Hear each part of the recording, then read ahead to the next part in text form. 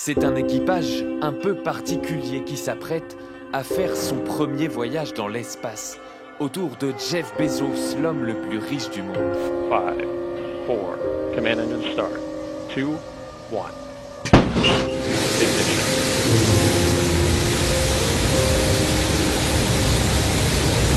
We have liftoff.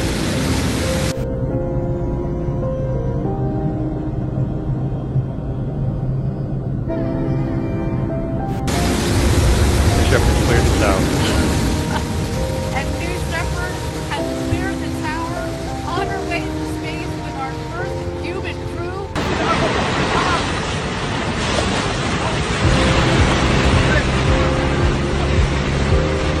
Go, Jeff, go, Mark, go, Wally, go, Oliver. You are going to space. Qui a permis à ses passagers d'aller toucher du doigt l'espace au-dessus de nos têtes.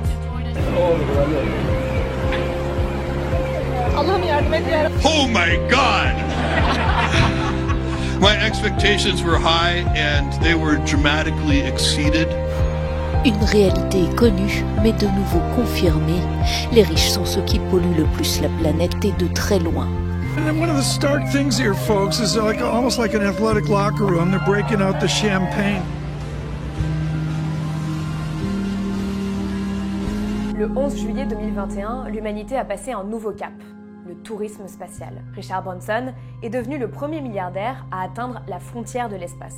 9 jours plus tard, c'est l'homme le plus riche de la planète, Jeff Bezos, et les passagers de son vaisseau Blue Origin qui sont allés encore plus loin et ont passé 10 minutes et 38 secondes dans l'espace. Et dans ce laps de temps infime, Jeff Bezos aura émis à lui seul au minimum 75 tonnes de CO2.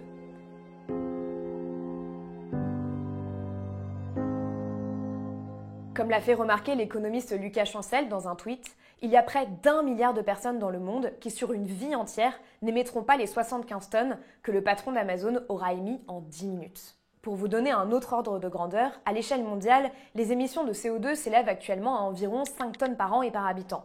Donc 75 tonnes de CO2, c'est ce qu'émet en moyenne un humain en 15 ans. Un décalage qui paraît d'autant plus absurde alors que l'actualité de cet été a été particulièrement marquée par l'urgence écologique, entre les villes rayées de la carte et les inondations qui se sont multipliées en Europe. Pourtant, Jeff Bezos ne s'est pas arrêté là dans l'indécence. Il a même tenu à remercier les salariés, souvent exploités, de Amazon, ainsi que ses clients pour cette aventure. And then I want to thank every Amazon employee and every Amazon customer, because you guys paid for all of this.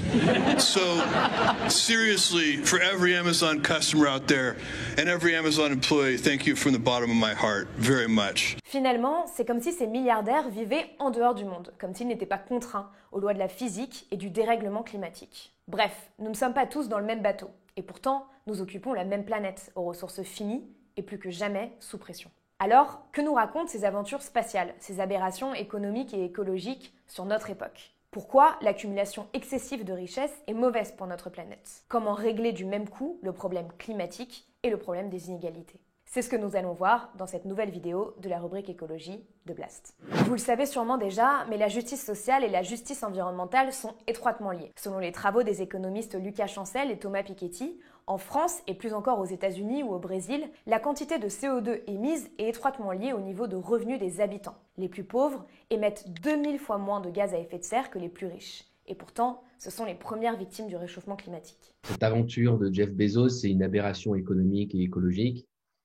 Aberration économique parce que on arrive à un point où les milliardaires ont accumulé tellement d'argent qu'ils ne savent plus vraiment quoi en faire.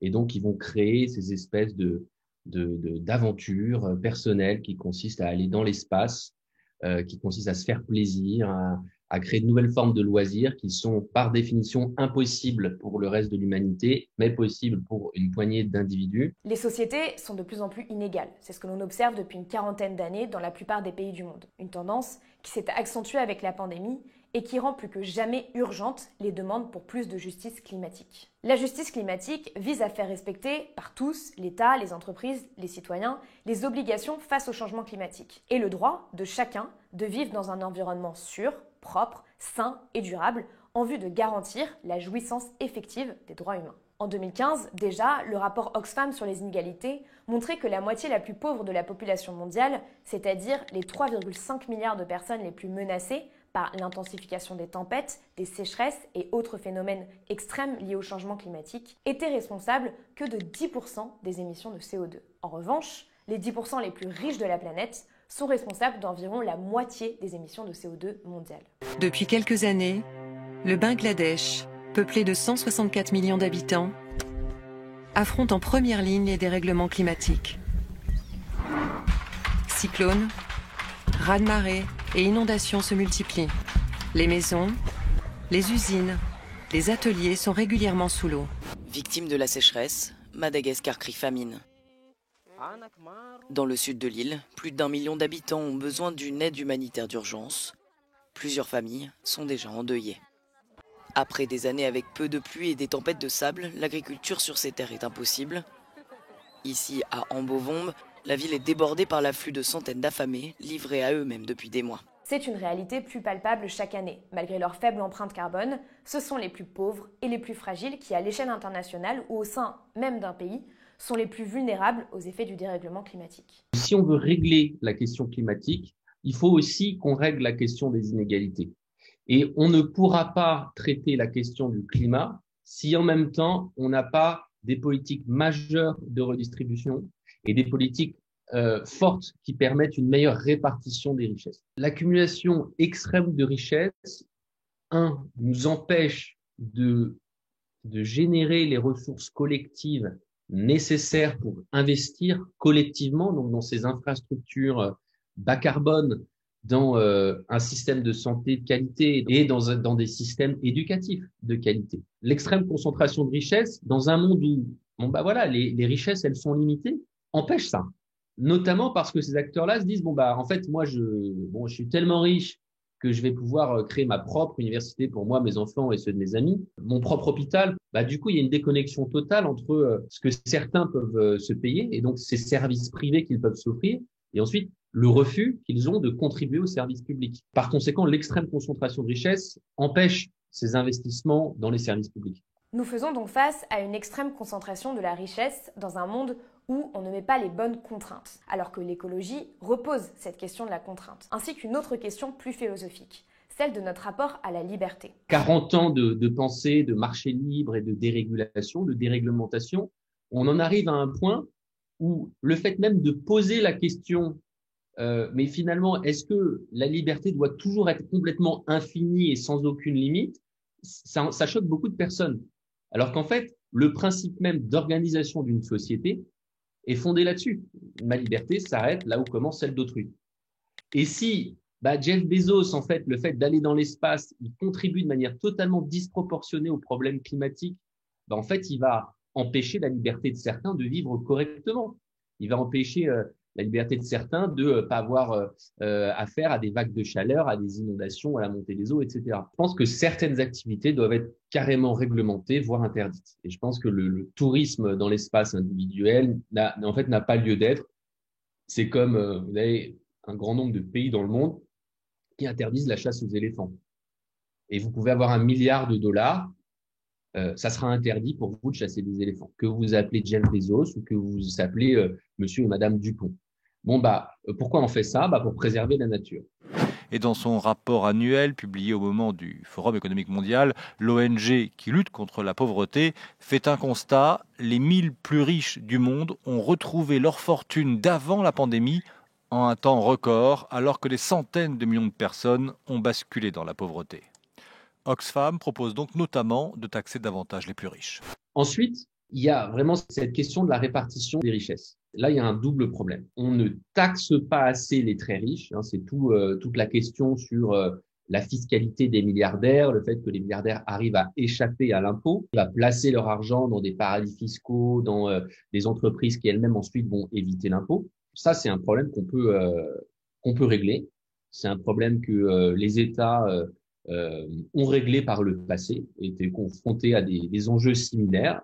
Et avec de la volonté politique, on peut mettre en place des impôts très élevés. Ce que propose Lucas Chancel est de créer un impôt sur la fortune avec un malus sur le carbone. Un impôt qui fait payer à chacun sa juste part selon ses moyens et sa contribution au réchauffement climatique, et qui sort la fiscalité environnementale de la logique de la taxe carbone, qui consistait à taxer les consommateurs et faisait donc peser le poids de la transition écologique sur les plus précaires. Alors que, rappelons-le, ce sont aussi ceux qui polluent le moins. Si vous êtes un millionnaire ou un multimillionnaire français, les actions que vous possédez, les logements que vous possédez, il y a de la pollution qui est associée à ça, et vous allez émettre beaucoup plus qu'un Français moyen, qu'un Français issu des classes populaires. Et aujourd'hui, vous n'êtes pas taxé pour cette pollution. Vous n'êtes pas taxé parce que la logique qui a été suivie par les gouvernements jusqu'à présent, c'est une logique de taxer le consommateur.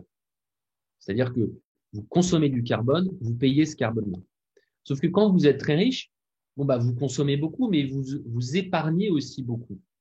Et c'est-à-dire que cette épargne, elle vous sert à investir. Et le patrimoine, aujourd'hui, n'est pas taxé au regard du carbone. Et je pense qu'une manière de renouer avec la fiscalité carbone, c'est de dire, on va laisser un petit peu cette question de la taxation des consommateurs. On a vu que ça peut être socialement assez compliqué et les conséquences sociales peuvent être fortes. La France en alerte face à la mobilisation des Gilets jaunes et la crainte de nouvelles violences.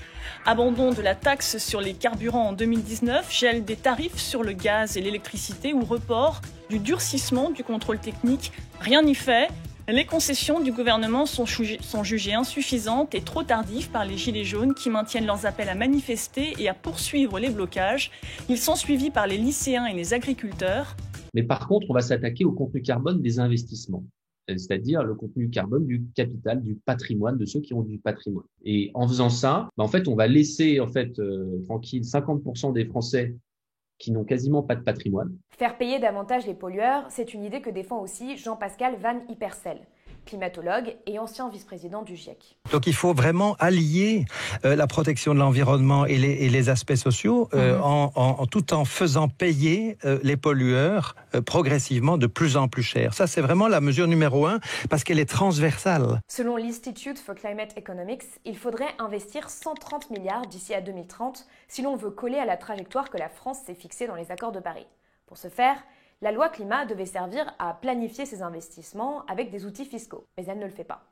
La Convention citoyenne pour le climat avait pourtant fait plusieurs propositions dans cet esprit. Un rétablissement de l'ISF ou d'un impôt écologique sur la fortune, ou encore une taxe de 4% sur les dividendes des entreprises de plus de 10 millions d'euros. Des mesures qui ont été écartées par l'exécutif, tout comme celles qui portaient une dimension de justice sociale. Pour Lucas Chancel, c'est grâce à une analyse dépassionnée des faits qu'il serait possible de convaincre les gouvernements de mettre en place cette fiscalité environnementale, mais aussi d'investir dans la transition écologique à la hauteur de l'urgence. Il n'y a pas eu de ruissellement économique au cours des 40 dernières années. Et donc cette idée que, en fait, c'est pas bien de taxer les plus aisés parce que ça détruirait l'emploi et ça détruirait l'activité, en fait, ce qu'on voit, et c'est très clair, c'est que depuis qu'on s'est mis à baisser les impôts sur les très aisés, sur les entreprises, on observe en fait moins de croissance, moins d'emplois que dans la période qui précédait, grosso modo de 1950 à 1980,